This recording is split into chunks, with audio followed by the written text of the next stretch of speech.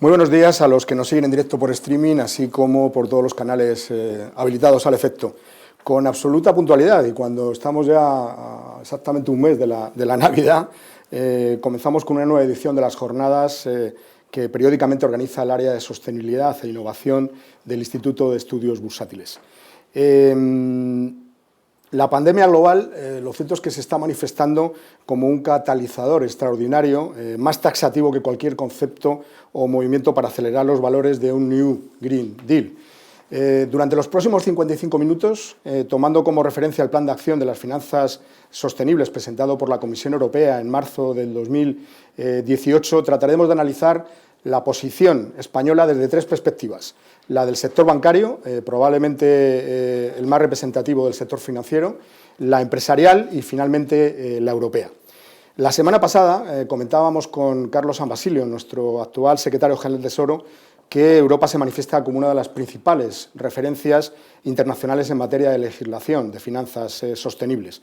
Hoy trataremos también de abordar la materia no solo desde la perspectiva legal, sino también desde la financiera y la económica, y también desde la oportunidad de los que van a tener los agentes económicos protagonistas. Para ello contamos con tres excepcionales invitados a los que desde ya agradecemos enormemente su presencia y a los que inmediatamente presentaremos. Antes de empezar la jornada, quería indicarles que la jornada se plantea como una mesa redonda, en un formato tecnológico por obligaciones del guión, en la que hemos reservado también un espacio para la audiencia que tenemos conectada en este momento y que al final de la misión podrá plantear algunas de las preguntas que puedan ir llegando al administrador del evento. Como decía, aquí en la sede del Instituto de Estudios Bursátiles me acompaña don Íñigo Fernández de Mesa. Íñigo pertenece al cuerpo de técnicos, comerciales y economistas del Estado y ha desempeñado diversas responsabilidades en el ámbito institucional. Bueno, yo diría más que diversas, muchas responsabilidades en el ámbito institucional. Actualmente es el vicepresidente de la Confederación Española de Organizaciones Empresariales, la COE, además de presidente de Rothschild, y durante los últimos años ha sido consejero del Banco de España, has estado también en la Comisión Nacional de Mercado de Valores, vicepresidente del FRO, vicepresidente del SEPLAC, has estado director ejecutivo por España del Banco Mundial, bueno, muchas responsabilidades institucionales. Por su parte, desde Bruselas tenemos conectado a don Jonás Fernández, eurodiputado del Parlamento Europeo en el grupo de la Alianza Progresista de Socialistas y Demócratas.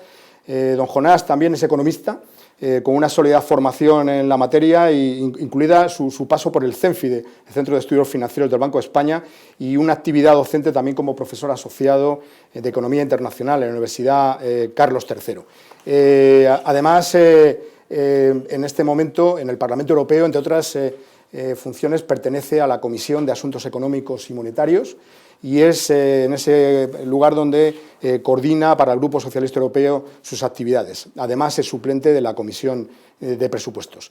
Y, finalmente, por parte de la AEB, de la Asociación Española de la Banca, aquí en Madrid, en las alturas de una de las 4 torres del Skyline de Madrid, tenemos a don José María Roldán, presidente de la Asociación de Banca Española, de la AEB, y presidente también de FinRESP. Está en su segundo mandato como presidente de la AEB y después de haber sido director general de regulación durante más de 13 años en el Banco de España. Muchísimas gracias a los tres por estar aquí con nosotros y me gustaría comenzar con una pregunta para los tres y le voy a dar el turno en primer lugar a don José María Roldán, ¿no? Me gustaría hablar sobre el posicionamiento de España en materia de finanzas sostenibles. ¿Dónde situaríais a España hoy y qué acciones o drivers pueden contribuir de manera más relevante al desarrollo de la financiación sostenible en España? Comenzamos con Íñigo Fernández de Mesa, que le tengo aquí enfrente de mí. Bueno, en primer lugar, buenos días y muchísimas gracias, Jesús, por la invitación a este foro. Yo creo que España es un país que está muy bien situado en materia de financiación sostenible, ¿no? La primera idea que me gustaría lanzar es que el concepto de financiación sostenible está para quedarse.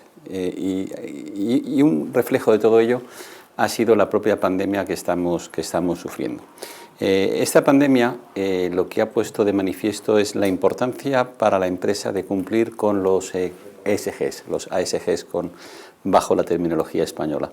Los ASGs van mucho más allá de lo que es el medio ambiente, porque el medio ambiente no cabe duda que es muy, muy importante, pero lo que los inversores consideran es que a través del cumplimiento de estos principios se genera valor. Y les puedo poner un ejemplo muy concreto. En esta pandemia, para las empresas no solo es importante el centrarse en los accionistas, sino en centrarse también en lo que se llama los stakeholders.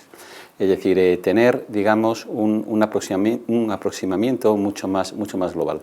Aquellas compañías que han tenido un trato adecuado con todos los stakeholders, que incluyen proveedores, incluyen clientes, incluyen tenedores de inmuebles, son empresas que van a poderse enfrentar a esta crisis de una forma mucho más sostenible y van a ser mucho más resilientes y van a ser mucho más capaces de adaptarse al cambio. Y por eso los inversores cada vez apoyan más las empresas que cumplen con los ESGs. Yo creo que eso es un concepto importante. No es solo un tema altruista, sino es un tema que va más allá y que genera valor a la empresa, ¿no? En ese sentido, España yo creo que es un país que tiene una gran conciencia social sobre este tema. Es un país donde tenemos grandes empresas de energías limpias. El caso de Iberdrola, por ejemplo, es una empresa líder que está generando también que haya suministradores españoles con tecnología de energías limpias que van a arrastrar a la economía hacia un mayor crecimiento en esas áreas de futuro. Y España es un país que los propios inversores se están focalizando mucho en invertir en compañías que cumplen con los objetivos ESGs. Y les voy a poner un ejemplo, ¿no? En el mundo activista en España, desde el año 2017, la mitad de las acciones han sido acciones dirigidas al cumplimiento de los ESGs. Hace unos días veíamos el caso concreto de AENA, pero hay muchas más compañías. Y son estos propios inversores los que están haciendo, fruto también de la conciencia social, porque al final detrás de los inversores está el ciudadano de a pie que demanda determinados principios, son esos inversores los que están provocando y promocionando que nuestras empresas cada vez cumplan más con estos principios. Por tanto, yo creo que España es un país bien posicionado, yo creo que tiene una conciencia importante y tiene un sector privado que está dirigiéndose en el sentido adecuado, ¿no? Muchas gracias, Íñigo. Me gustaría trasladarle una pregunta a Jonás Fernández, espero que nos esté escuchando. Él está en Bruselas, un sitio privilegiado, una atalaya privilegiada, podríamos decir, para valorar cuál es la posición de España en toda esta materia. Buenos días, Jonás. Yo simplemente agradecer al Instituto de Estudios Bursátiles la invitación y a los colegas de panel por darnos esta oportunidad de intercambiar opiniones. Yo no diría que Bruselas es un sitio privilegiado, la verdad, llevamos aquí encerrados ya desde la vuelta del verano y si no se ha notado, las peluquerías están cerradas en este país. Sobre la pregunta a la que nos hacía, que nos invitaba a responder sobre la posición relativa de España, yo creo que es difícil dar una respuesta cerrada. En la medida en que muy probablemente todos los países están iniciando este camino, ¿no? Con el objetivo de hacer de alguna manera Europa climáticamente neutra en 2050. Yo creo que es un camino que Europa está liderando en el mundo y damos la bienvenida al retorno de Estados Unidos previsiblemente en los próximos meses al Tratado de los Acuerdos de París y, por lo tanto, en la medida en que la Unión está intentando liderar este debate, entiendo que España también forma parte de este compromiso. Por lo tanto, España y Europa están a la cabeza de la modernización de nuestro tejido económico y de la adaptación también de los sistemas financieros. Podremos hablar de ello a continuación. Y por lo tanto, pues estamos en una buena posición relativa. Muchas gracias, Jonás. Nos queda José María Roldán. Supongo que su opinión desde la perspectiva del sector financiero estará bastante en línea con lo que acaba de comentar Jonás. Sí, totalmente. Bueno, buenos días a todos. Muy rápidamente, ¿dónde situaría yo el sector bancario español en el contexto europeo, que es en el fondo, en el contexto mundial? Yo nos situaría entre los líderes. Estamos hablando de los líderes, es Francia, Holanda, Reino Unido y España. Reino Unido lo incluyo todavía, mientras no haya Brexit, todavía forma parte de la Unión Europea, ¿no? pero esto es producto, digamos, de una evolución muy distinta, ¿no? Nuestros grandes bancos siempre han estado liderando este proceso, pero el posicionamiento de España no se entendería bien sin la COP25, ¿no? La COP25 que se iba a celebrar en Chile, ¿no? En definitiva, ¿no? Como todos sabemos, pero que por circunstancias, en fin, un tanto peculiares, pues se acabó celebrando en Madrid. Esto nos permitió, digamos, desde la óptica del sector bancario, pero también desde la óptica del sector financiero, ya no me referiré a ello, nos permitió acelerar enormemente el posicionamiento del sector bancario y del sector financiero español, hasta tal punto que sin la COP25 probablemente no estaríamos hoy en la situación de liderazgo que he comentado, ¿no? O sea, lo que muchas veces he dicho yo es que la COP25 nos permitió llegar a consensos que nos hubieran llevado pues probablemente años en construir y en montar, pues logramos hacerlo en un periodo muy breve de tiempo, ¿no? Y por tanto, desde ese punto de vista, la COP25 fue un acelerador de tendencias absolutamente vital para nosotros, ¿no? ¿Con qué salimos de la COP25? Con dos iniciativas. Una iniciativa FinRes, ¿no? Que es la red de finanzas responsables de España, que básicamente lo que hace es unificar todas las patronales del sector bancario, AEB, CECA, UNAC, Inverco y UNESPA, por tanto, todas las patronales del sector financiero español unificadas en torno al objetivo, digamos, de avanzar en el camino de las finanzas sostenibles. Además, tenemos los compromisos del sector bancario español. Somos el único sector bancario español, los únicos sectores bancarios españoles, el otro día nos lo reconocía Naciones Unidas, que como tal sector se ha posicionado de una manera tan fuerte. En otros países hay entidades que se posicionan, entidades líderes, que habitualmente son las entidades más sofisticadas, dentro, digamos, de los objetivos de Naciones Unidas, ¿no? Pero el sector bancario español se caracteriza porque es todo el sector el que ha asumido esos compromisos. Esto es algo único que no se ha producido ya digo, no sé decir, en ningún país del mundo o casi en ningún país del mundo. En cualquier caso, estamos hablando de compromisos tangibles, de medir la huella de carbono de nuestros balances, no tanto de nuestra actividad empresarial, sino de la actividad de nuestros clientes, ¿no? De lo que representan nuestros préstamos, y de tal manera, digamos, que estamos en línea con los objetivos marcados. Por tanto, medimos esa huella de carbono, establecimos objetivos cuantitativos que permitan lograr esos objetivos que ha establecido Naciones Unidas. La COP25 fue un enorme acelerador. Inicialmente la pandemia fue un poco un momento de desconcierto, ¿no? Ahora ya sabemos todos que ha sido un acelerador de tendencias, pero es verdad que también tenemos que reconocer que al principio el impacto de la pandemia, el impacto tan absolutamente brutal que ha tenido sobre el crecimiento del PIB, sobre las finanzas públicas, sobre la propia posición de las entidades, ¿no? Fue un momento un poco de duda, pero realmente un momento de duda que duró relativamente poco, ¿no? Porque la propia zoonosis, ¿no? Que representa el virus, pues ese es un recordatorio de lo importante que es la lucha contra el cambio climático, uno de los componentes de la agenda ESG, quizá probablemente el más relevante, ¿no? Y en el fondo, si pensamos, pues el coronavirus es uno más de una larga lista de virus, el propio SARS, con el que está emparentado, el virus del SIDA, el virus de la gripe A, el propio ébola. Son todos zoonosis de virus en el reino animal que saltan a la especie humana precisamente por la presión que estamos ejerciendo sobre los medios naturales, ¿no? Con lo cual, después de esas dudas iniciales, la propia pandemia ha sido un acelerador de esas tendencias que ya se habían puesto en manifiesto en la COP25. Totalmente de acuerdo contigo, José María. Como comentábamos antes, la pandemia global, sin duda alguna, se ha manifestado como un catalizador extraordinario y además más taxativo que cualquier otro concepto o movimiento. Está claro que la banca española está bien situada en el contexto internacional. Vamos a volver a Bruselas para preguntar algo que está de total actualidad a Jonás y que él, desde esa privilegiada atalaya que comentábamos en Bruselas, pues probablemente mejor que nadie nos puede contestar, ¿no? La cuestión es en qué medida y cómo el Plan de Acción de Finanzas Sostenibles de la Comisión Europea y el uso de los fondos europeos de reestructuración o de recuperación pueden condicionar la oferta y la demanda de la financiación sostenible y el aumento de nuevos instrumentos de financiación. ¿Cuál es tu visión en este sentido, Jonás?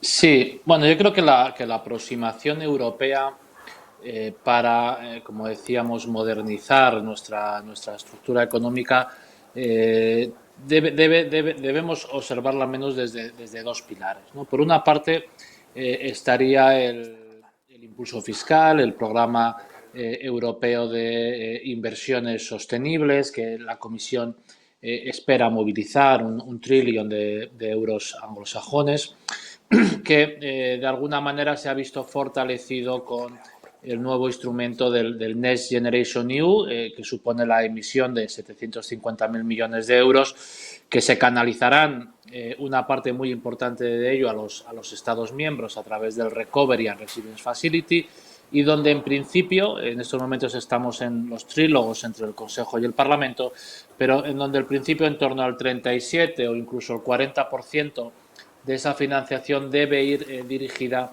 a programas de inversión que ayuden a hacer la Unión climáticamente neutra. Por otra parte, lo que es el marco financiero plurianual también tiene un desglose, podríamos decir, teniendo en cuenta aquellas políticas, de nuevo, dirigidas a cumplir con los acuerdos de París, y por lo tanto hay una primera aproximación a la política europea centrada, como digo, en la orientación de los fondos europeos, ya sea el Next Generation, el Recovery o el marco financiero plurianual, como digo, para incentivar las inversiones en ese aspecto.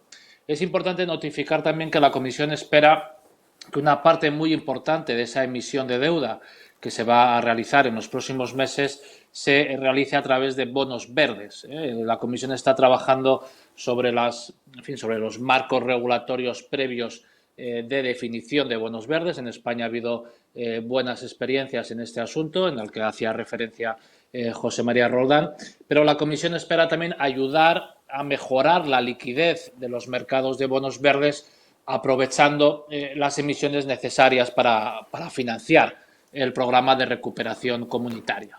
En todo caso, esto es una primera aproximación. Después está la aproximación estrictamente regulatoria. Es decir, ¿qué podemos hacer para revisar las reglas de actuación del mercado, diseñar el perímetro de ese nuevo mercado que necesitamos, que los consumidores, los ahorradores, las empresas están requiriendo para tener unos claros, ¿no?, un marco de referencia claro sobre qué es verde, qué no es verde, cómo podemos mejorar el reporting de la información no financiera, introduciendo también cuestiones verdes, los benchmarks ambientales y, por supuesto, el debate que se va a abrir en los próximos meses sobre la internalización de los riesgos climáticos, podríamos decir, en los balances del sector financiero. Hacía referencia también Roldán sobre ello. Por lo tanto, la Unión tiene en principio, dos grandes aproximaciones. Por una parte, aprovechar el impulso fiscal acordado para orientar las inversiones en el cumplimiento de los objetivos de París y aprovechar también esas emisiones para mejorar la liquidez de los mercados verdes.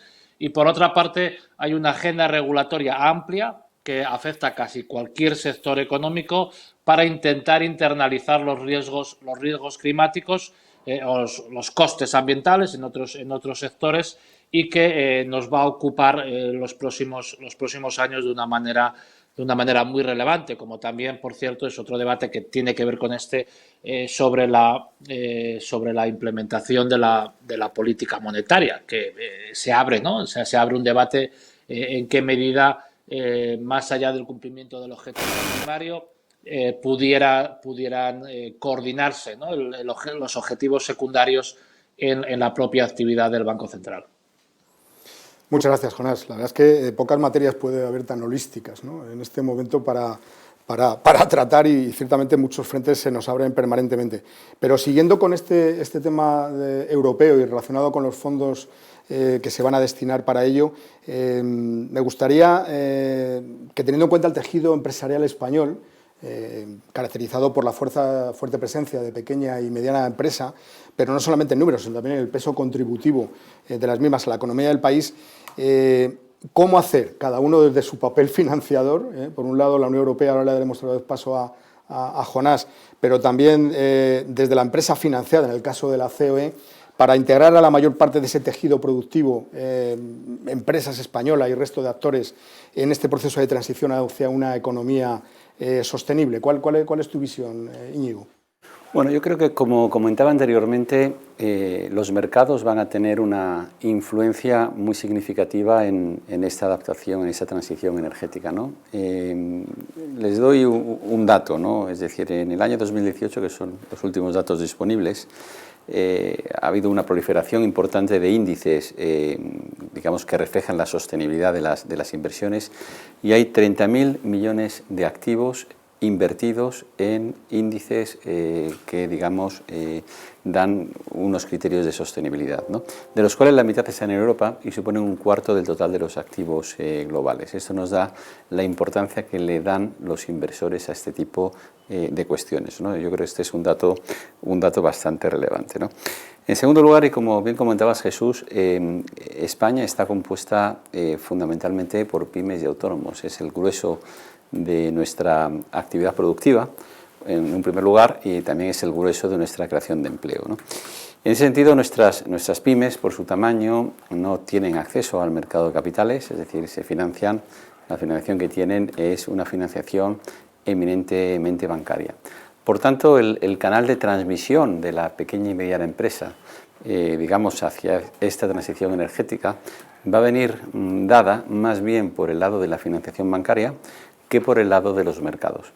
Y por el lado de la financiación bancaria, porque los propios mercados sí van a presionar a los bancos también a mantener, digamos, unos activos verdes y unos activos de acorde con los principios del ESG. Es decir, va a ser un proceso de transmisión, yo creo que indirecta. Por el lado del sector público también va a ser tremendamente importante esta transición. De hecho, los fondos europeos, los 140.000 millones que están previstos que entren en España en los próximos años, van a tener dos componentes muy importantes, ¿no? En primer lugar, el más importante va a ser la transición energética, y en segundo lugar, la digitalización. La idea es que gran parte de estos fondos se dedique precisamente a la transición energética. Desde la COE queremos impulsar y tratar de hacer posible que estos fondos se usen de la manera más eficiente posible. De hecho, vamos a presentar al Gobierno a finales de este año 15 grandes iniciativas, 15 grandes proyectos tractores que, digamos, congenian muy bien con el concepto que salió ayer por parte del Gobierno de los PERTES, ¿no? De estos proyectos especiales, ¿no? Con cargo a los fondos europeos, ¿no? Y en estas grandes líneas, grandes iniciativas, van a incluir iniciativas que favorezcan a la pequeña y mediana empresa en este proceso de transición energética. Puedo poner numerosos ejemplos. Por ejemplo, el sector hotelero, gran parte de ese sector es de pequeños y medianos empresarios. Igual tienen una magnífica oportunidad ahora, porque desgraciadamente tienen los hoteles cerrados y el coste de oportunidad es bajo, de realizar inversiones que hagan los edificios, etcétera, energéticamente eficientes, ¿no? Y aprovechar para adaptar las instalaciones hoteleras a la economía circular usando los fondos europeos. Puede ser un buen momento, por esta desgracia, que mantienen los hoteles cerrados, ¿no? Pero bueno, hay muchas más iniciativas a nivel de la pequeña y mediana empresa, y donde lo que es muy importante es que estos fondos europeos, parte de ellos que van a ser subvenciones, se utilicen de forma eficiente, se utilicen para inversiones privadas, para modernizar nuestro sector productivo, y no se utilicen para inversiones que no son rentables. Me parece entrever en tus palabras, Íñigo, el debate que también tenemos en la actualidad, ¿no? Del destino de esos fondos, que todavía está pendiente de determinación, que no sea exclusivamente público, sino también privado, o por lo menos público-privado. Yo creo que la mayoría tenemos una buena oportunidad. Estos fondos no van a resolver todos nuestros problemas, pero sí nos van a ayudar a resolver muchos de ellos, y creemos que se tienen que utilizar fundamentalmente para evitar que nuestro tejido productivo, que parte de nuestro tejido productivo se cierre como consecuencia de la pandemia, y también para modernizarlo, es decir, a través de la digitalización y a través de la transición energética, que es un poco lo que en Europa nos están pidiendo, ¿no? Lo que tenemos que evitar es un nuevo plan E, que puede generar empleo a corto plazo, pero que a medio y largo plazo nos genera una carga de deuda, y hay que usarlo, insisto, para modernizar nuestro sector productivo. Hay que tratar de que por cada euro público se atraigan al menos 4 euros privados. Lo que pasa es que para que esto ocurra hace falta que la mayor parte del dinero se use para las empresas y no tanto para inversiones públicas. También creemos que hay inversiones públicas que son muy importantes y también son importantes desde el punto de vista de la transición energética. Por ejemplo, todo el tema de la digitalización de la administración puede ser tremendamente importante para mejorar la eficiencia de la administración, ¿no? Pero, insisto, creemos que hay que buscar proyectos dirigidos fundamentalmente a las empresas. Muchas gracias, Íñigo. Yo pasaría a Bruselas de nuevo para trasladarle de alguna manera la misma pregunta, ¿no? Teniendo en cuenta el tejido empresarial español, el saber cómo hacer en el papel de financiador, en el caso de los fondos, para integrar la mayor parte de este tejido productivo español en este proceso de transición hacia la economía sostenible. Jonás. Sí, bueno, es una pregunta muy oportuna, muy pertinente, y entiendo que los debates en Madrid, ¿no?, y el trabajo del Gobierno y de los agentes sociales que están colaborando en el diseño de ese plan deban responder a esa pregunta. Por mi parte, simplemente trasladar que todavía no hemos cerrado el paquete de recuperación. El Parlamento logró un acuerdo con el Consejo para el marco financiero plurianual, para el presupuesto ordinario 21-27. Hemos logrado un acuerdo también sobre la decisión de recursos propios, la parte de los ingresos del presupuesto comunitario y del reglamento del Rule of Law hace unas semanas. Seguimos en estos momentos negociando con el Consejo el reglamento del Recovery, el reglamento que va a delimitar cómo los Estados miembros tienen que presentar los planes nacionales de recuperación y resiliencia, qué debe incorporar esos planes, qué prioridades y objetivos, en qué cuantías o al menos qué guarismos esperamos que los planes nacionales repartan la financiación entre distintas prioridades o distintos sectores. Y también está pendiente de negociar el sistema de aprobación de los planes, de supervisión y de monitoreo y de aprobación de los pagos.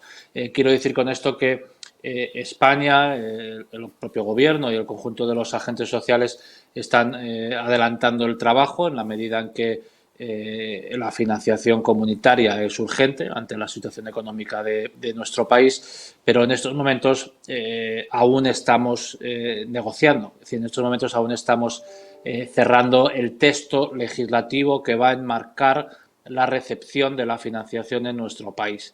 Y este es mi trabajo, ¿no? Por otra parte, como bien saben, Polonia, Hungría y Eslovenia han anunciado un potencial veto sobre el presupuesto comunitario si no se revisa el reglamento de la condicionalidad democrática, y estamos estudiando todas las opciones para solventar estos problemas que, al menos en mi opinión, suponen una amenaza no del todo creíble.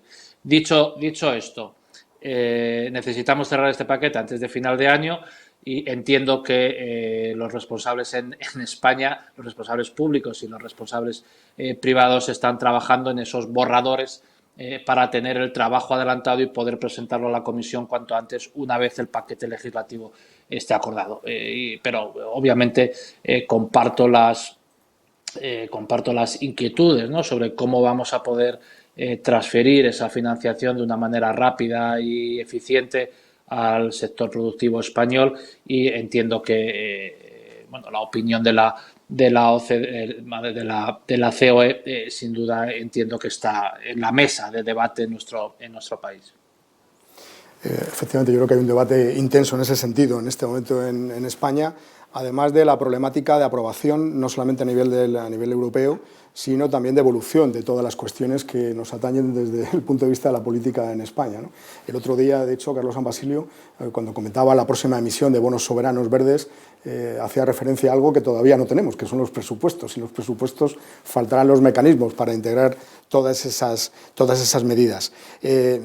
Para esta pregunta me gustaría también conocer un poco la opinión de José María Roldán, presidente de la EB, cómo se posiciona en este caso el sector de la banca como en su papel financiador en este proceso de financiación del tejido productivo español.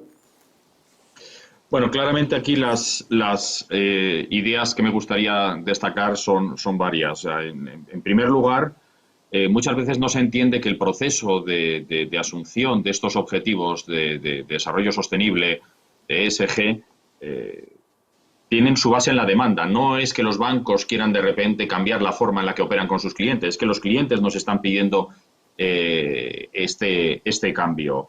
Ahí además hay un componente generacional clarísimo, ¿no? Los clientes del futuro, las generaciones más jóvenes, son clientes que son tremendamente activos en este terreno. Por tanto, es un proceso mucho más natural del que muchas veces se percibe. En segundo lugar, yo destacaría las diferencias entre los clientes de activo y de pasivo. El cliente de pasivo, el del producto de ahorro, claramente la demanda va a fijar el camino a llevar, ¿no? Y es en el cliente de activo donde tenemos que pensar un poco más qué instrumentos podemos poner en marcha para lograr avances claros. Íñigo ha hecho una referencia a ello. Ahí tenemos tres mundos. El mundo de los hogares, que básicamente por volumen estamos hablando de los productos hipotecarios. Yo creo que la hipoteca verde, en un producto tan estandarizado como es la hipoteca, añadir una etiqueta de hipoteca verde va a ser algo sencillo en los próximos años y nos va a dar pocos dolores de cabeza, es lo que yo pienso. El mundo de la financiación empresarial de los corporates, que también por el propio tamaño de las empresas, muchas de ellas ya están en este mundo del desarrollo sostenible. Y el mundo de las pymes, donde es un desafío, ¿no? Ahí, cómo podemos ayudar a las pymes a que entiendan el desafío, pero también cómo podemos medir, ¿no?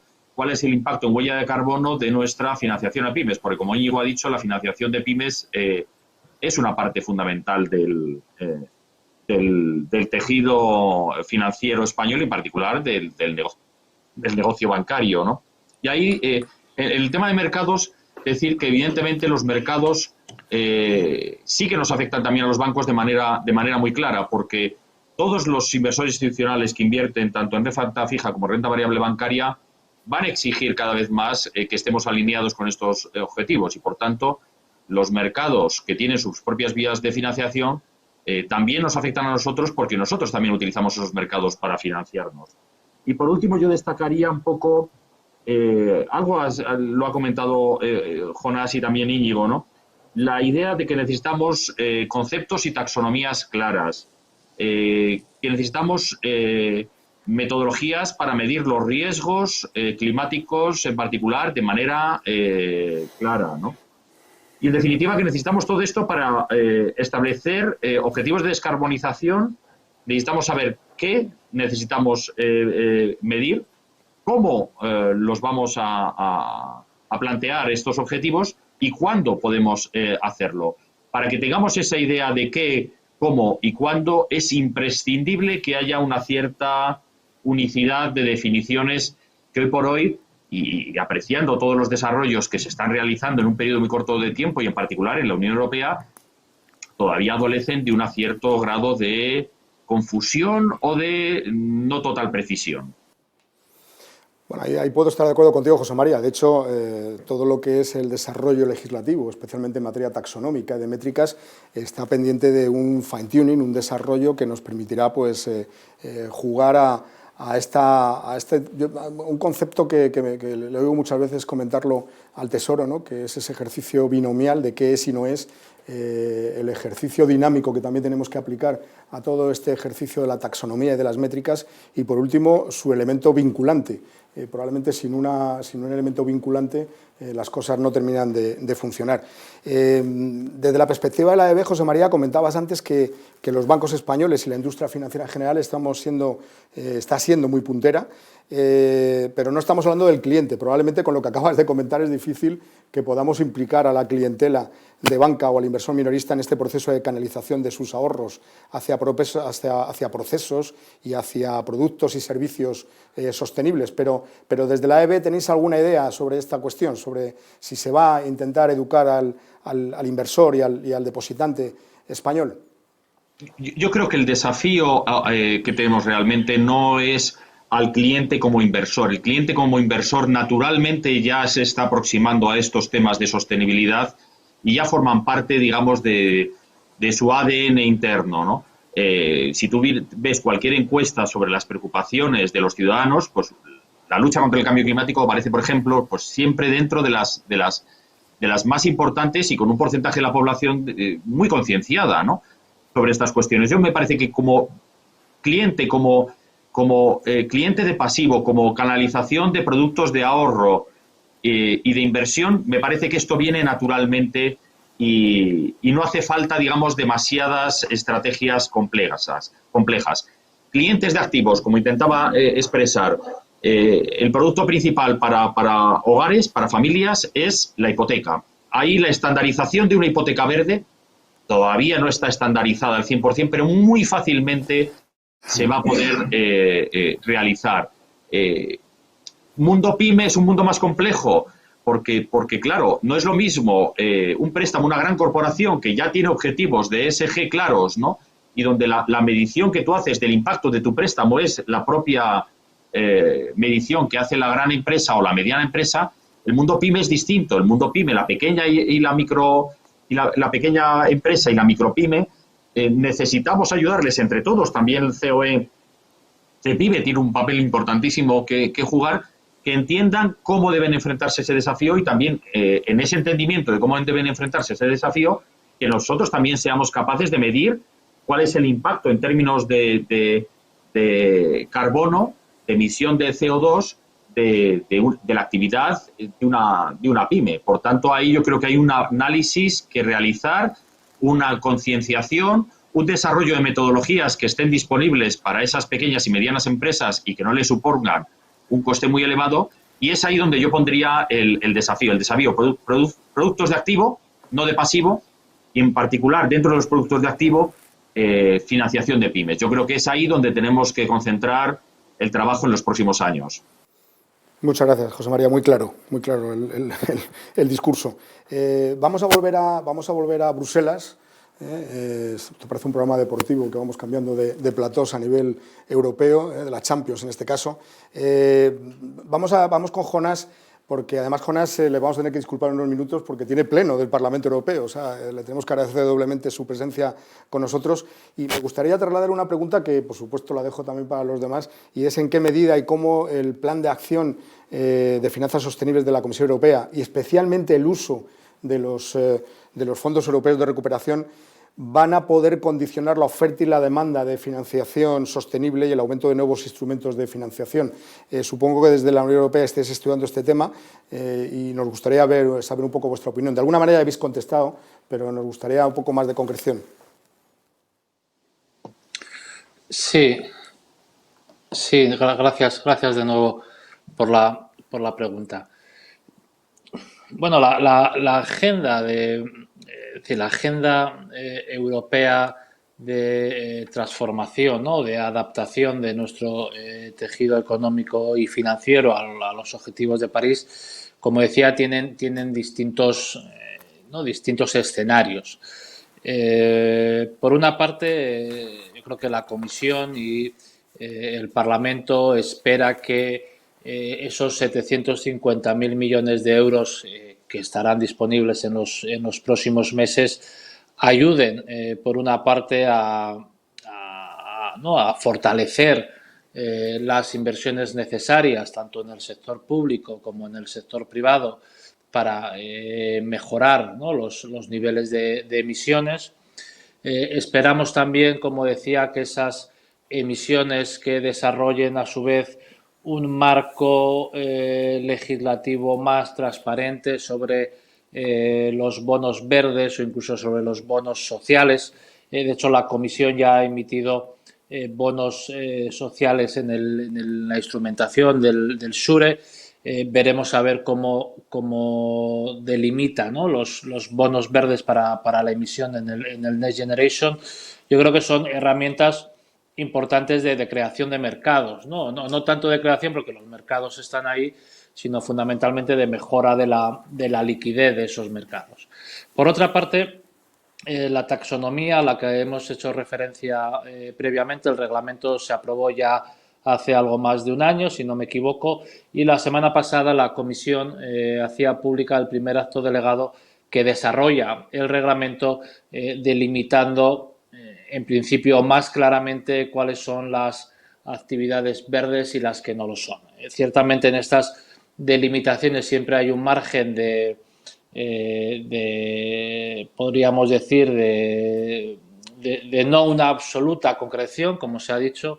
Hay sigue habiendo algunos problemas de definición en términos de emisiones de CO2 para algún tipo de actividad energética que no está del todo clara, y ciertamente es complicado, ¿no?, el marcar ¿no?, el sí y el no en una serie de actividades donde por la propia naturaleza de la misma la variable subyacente es un continuo, y marcar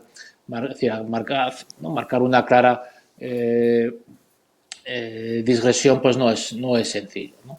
Pero en cualquier caso, el debate que nos queda por delante, al que hacía referencia Roldán, en mi opinión va a ir de la mano de cómo, es decir, por una parte está la delimitación del mercado, del perímetro del mercado, ¿no?, en la taxonomía, pero también, por ejemplo, la mejora de la información no estrictamente financiera de las grandes corporaciones, que permita de alguna manera un mejor funcionamiento de la disciplina de mercado. Es decir, tenemos que regular un nuevo mercado y es decir, marcar el perímetro de actuación y permitir en principio que la disciplina del mercado conduzca a los ahorradores, a los inversores, a las empresas, a los consumidores, que esos distintos vectores conduzcan el mercado hacia el cumplimiento de los objetivos de París. Ahora bien, más allá de delimitar el perímetro de ese nuevo mercado, está el debate sobre si y cómo incentivar unos comportamientos u otros, ¿no? Y esto es un debate más profundo. Hablábamos de la facilidad para denominar unas hipotecas verdes, por ejemplo, ¿no?, que contaba José María, pero más allá de delimitar la definición de hipotecas verdes o de cualquier otro tipo de actividad verde en el marco de la taxonomía, puede o debe haber algún tipo de incentivación regulatoria para que los consumidores prefieran una hipoteca verde que una hipoteca normal. ¿En qué medida por el lado del pasivo puede o debe haber algún tipo de incentivo para que, no, más allá, como digo, más allá de la disciplina del mercado? Es un debate que estará presente en la Unión en los próximos años, en la Unión y en los Estados miembros, y deberíamos pues bueno, colaborar en él, ¿no?, contribuir a ese debate que no es nada sencillo. Lo que está claro, Jonás, es que a pesar de la publicación de estas normas, como apuntaba José María, nos falta todavía ese fine-tuning, ese detalle, esa definición para saber qué es y qué no es, y en definitiva para poder tener una armonización absoluta y plena que permita el desarrollo de todo este movimiento de sostenibilidad. En esa línea hemos visto que el sector financiero está ya invirtiendo en ello desde hace mucho tiempo. Comenzó primero con los entornos de banca responsable y ahora ya incorporando no solamente las finanzas sostenibles, sino los objetivos de desarrollo sostenible, ¿no? Por otro lado está también el mundo empresarial, que también Íñigo nos ha contado, y dentro del mundo empresarial la alineación que en definitiva tiene también la industria española, y algunos sectores como los que has apuntado anteriormente, los energéticos, Iberdrola y todas estas compañías, con los objetivos de la Unión Europea en materia de cambio climático, que son sin lugar a duda muy ambiciosos. Todos tienen unos proyectos muy ambiciosos. Lo que quisiera preguntar en ese sentido, Íñigo, es si esto no va a suponer un coste demasiado alto en términos de competitividad para la industria europea y especialmente la española, por lo menos a corto y a medio plazo, ¿no?, esta gran ambición de estos proyectos. Sí, yo creo que destacaría dos temas importantes en ese sentido, ¿no? Hablamos muchas veces de crecimiento integrador, ¿no? Integrador tanto desde el punto de vista social como desde el punto de vista medioambiental, ¿no? España ya tradicionalmente tiene un problema importante, que es el altísimo nivel de desempleo, que se está viendo acrecentado por la crisis del COVID, porque esta crisis está afectando fundamentalmente al sector de servicios, que es un sector donde España tiene un mayor peso que otros países. Tenemos un escaso peso del sector industrial, apenas un 17%. Y lo que viene a demostrar en la mayor parte de las regiones españolas y países que a mayor peso del sector industrial, mejores salarios, empleo de más calidad y menor nivel de desempleo, ¿no? Por tanto, uno de los objetivos que nosotros creemos que tienen que usarse los fondos europeos, y así lo establecemos en las prioridades que hemos marcado en la COE, es el uso de estos fondos para la reindustrialización de España. Y una reindustrialización moderna y ecológicamente favorecedora, es decir, de cero carbón de emisiones, etcétera, ¿no? Pero es muy importante tener una estrategia clara por parte del Gobierno en cuanto a reformas y en cuanto a inversión, que genere empleo y genere empleo de calidad. La mejor forma de hacer un crecimiento económico inclusivo y socialmente integrador es un crecimiento económico que genere empleo. Y para ello creemos que hay que hacer las reformas oportunas para que esto se produzca, ¿no? El segundo concepto que a mí me gustaría también comentar es que España somos un país que somos de grandes pasos adelante y grandes pasos hacia atrás. Comentaba que los fondos europeos son una magnífica oportunidad para modernizar nuestra economía, pero son fondos que nos van a llegar una sola vez. Tenemos una presión fiscal muy importante, un déficit público elevadísimo, estructural, una deuda pública muy elevada. O hacemos una reforma adecuada de nuestras finanzas, de tal forma que cuando se acaben los fondos europeos podamos tener nosotros dinero para seguir invirtiendo en ese tipo de proyectos, o daremos un salto adelante y 7 saltos atrás. Yo creo que ese es un tema importante. No tenemos que mirar en el corto plazo de los fondos europeos que nos llegan los próximos 2 o 3 años, sino ver cómo vamos a administrar nuestro dinero a partir de que se acabe el dinero comunitario, para poder darle seguimiento a todos estos proyectos e iniciativas ambiciosas que tenemos. Y por ello yo creo que tenemos que hacer un ejercicio interno de honestidad sobre cuáles son el dinero que disponemos y cuál es el uso más eficiente de estos ingresos. Muchas gracias, Íñigo. Nos quedan pocos minutos para cumplir el horario previsto. Vamos, nos quedan 5 minutos.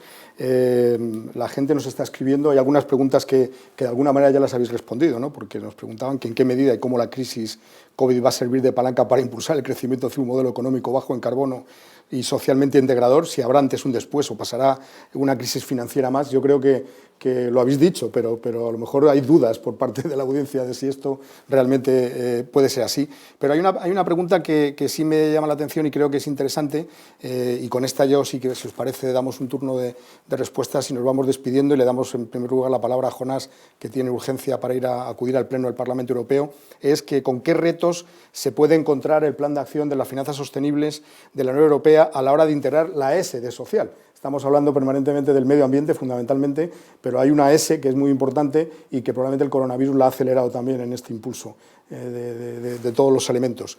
Jonás, te cedemos a ti la palabra en primer lugar. Sí, bueno, pues siendo ya la última intervención, agradecer de nuevo la invitación y ha sido un placer compartir este tiempo con vosotros y con el resto de colegas en el panel, y contesto rápidamente lo que me tengo que bajar ya al pleno. Esta es una pregunta clave. De hecho, la negociación entre el Parlamento y el Consejo sobre el reglamento de taxonomía, como decía, la semana pasada se publicó el acto delegado que detalla el marco del reglamento de taxonomía, que recomiendo que lean, porque yo creo que puede ayudar o que ayuda claramente a reducir las incertidumbres sobre las marcas, ¿no? Sobre los nombres de qué es y qué no es verde. Yo creo que es un documento importante que en este foro creo que me atrevo a recomendar su lectura. Se produjo el debate sobre la necesidad de incorporar también las cuestiones sociales, ¿no? Entendiendo la sostenibilidad desde un punto de vista más amplio, y no solamente una sostenibilidad ambiental, sino también una sostenibilidad social. En este caso, como diputado socialdemócrata en el Parlamento, no puedo estar más de acuerdo en la necesidad de dotar a la economía de mercado y a la regulación de una perspectiva social. Y, por cierto, eso fue lo que me enseñaron también cuando aprendí a hacer empresa en el IES, donde cursé el MBA y se enseñaba esa visión holística o esa visión humanista de la empresa, ¿no? Donde no solamente maximizar el valor del accionista debiera ser el objetivo primordial, y se ha hecho referencia a esto. Ahora bien, la necesidad de incorporar esta perspectiva social ahí me genera ciertas incertidumbres sobre cómo hacerlo, ¿no? Porque es decir, la problemática ambiental está muy definida, o está bastante bien definida. Europa tiene que ser climáticamente neutra en 2050. Hay unos costes asociados a las emisiones de CO2 evidentes que hay que paralizar, y hay una hoja de ruta con incertidumbres en el camino, pero con un objetivo compartido. Sin embargo, cuando hablamos de una economía social, pues ciertamente que hay distintas opiniones sobre cuál es el grado de social que debe dotarse a nuestra economía, y por lo tanto entiendo que eso es fruto, ¿no?, de las decisiones de los electores en las distintas convocatorias electorales, pero es algo más complejo, ¿no? Aun cuando probablemente todos estemos de acuerdo en facilitar una taxonomía social para cuestiones claras, ¿no? El trabajo infantil, la esclavitud, los productos o servicios que no respetan la normativa laboral. Yo creo que hay un mínimo que es no estar sujeto a la ley, por así decirlo, claramente, en el que todos podemos estar de acuerdo. Ahora bien, estar sujeto a la ley no sé si es suficiente para otorgarle el condicionamiento de social a una emisión o a una actividad o a una corporación. Bueno, ese es un debate que estáis teniendo precisamente en el Parlamento Europeo. Te agradecemos tu participación, tu presencia, y te liberamos. Muchísimas gracias por tu participación. Nada, José María. Gracias a ustedes. Gracias. José María, Íñigo, estamos a un minuto, pero si nos pasamos unos poquitos minutos no pasa nada. Sí, yo muy brevemente, porque va en línea con lo que comentaba en mi última intervención. Yo creo que, especialmente para un país como España, no hay mayor crecimiento integrador que aquel crecimiento que genere puestos de trabajo. Tenemos una tasa de desempleo absolutamente inaceptable. Y para ello es muy importante, y como representante de la CB lo tengo que decir, que se favorezca el emprendimiento, que se favorezca la creación de empleo, que no se dificulte el desarrollo empresarial. Son las empresas las que crean empleo, son las empresas las que generan riqueza. Y el crecimiento más integrador es el crecimiento intensivo en mano de obra. Y cuanto más empleo de calidad, mejor. Pero para eso hay que ayudar a las empresas a que se desarrollen. Las empresas no quieren subvenciones, no quieren apoyo del sector público, simplemente quieren que se les dejen trabajar, tener un entorno regulatorio estable, que no sea incierto, y que no tener una fiscalidad excesiva que les haga poco competitivas. En definitiva, yo creo que de lo que se trata es de generar un entorno empresarial favorable, y a través de este tipo de estrategias se va a conseguir que se cree empleo y se genere riqueza. Yo creo que esa es la base de un crecimiento integrador. Y probablemente también emitiendo más bonos sociales, no tanto centrado en el mundo verde, sino también en el mundo social. Emitiendo bonos sociales está muy bien, pero lo que es importante es que haya empresas que puedan emitir bonos sociales, porque si no hay empresas no hay ni impuestos ni bonos sociales. Entonces yo creo que hay que ser también tremendamente pragmáticos, ¿no? Y no olvidarse que la empresa es el eje, digamos, de la generación de riqueza, y hay que cuidarla y hay que mimarla. Es muy difícil crear una empresa y es facilísimo destruirla, como estamos viendo con el caso del COVID. José María, estamos un minuto por encima del tiempo, pero tu presencia creo que es interesante para aprovecharla. Puedes hablar un ratito. Muy bien, pues entonces me lo tomo con un poco más de tranquilidad y hablo un poquito más despacio de lo que pensaba. Vamos a ver, el tema de lo social, yo creo que el desafío de este debate está en la concreción, ¿no? Yo creo que para los casos extremos, ¿no?, de explotación infantil, etcétera, ¿no?, todos tenemos una posición clara, ¿no?, pero es, digamos, en el aterrizaje del concepto donde el desafío es mayor.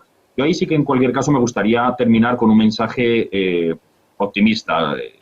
En primer lugar, el debate sobre el propósito de las corporaciones. Estos temas ya no son parte, digamos, de aquello que se llamaba la RSC, la responsabilidad social corporativa, sino que forman parte ya de la estrategia de las empresas a nivel global. No nos olvidemos de la carta de la Business Roundtable, que representa a las mayores empresas americanas, precisamente destacando la necesidad de revisar el propósito de la corporación, que la maximización de beneficios no podía ser el único objetivo de una empresa, sino que tenía que tener otro tipo de objetivos, como la contribución a la sociedad dentro de sus parámetros, dentro de sus objetivos. Por tanto, la propia empresa está cambiando también su posicionamiento de manera clara y ya estas cuestiones forman parte de los objetivos de la empresa. Segundo elemento es que yo creo que la lucha contra muchos de los elementos que estamos poniendo encima de la mesa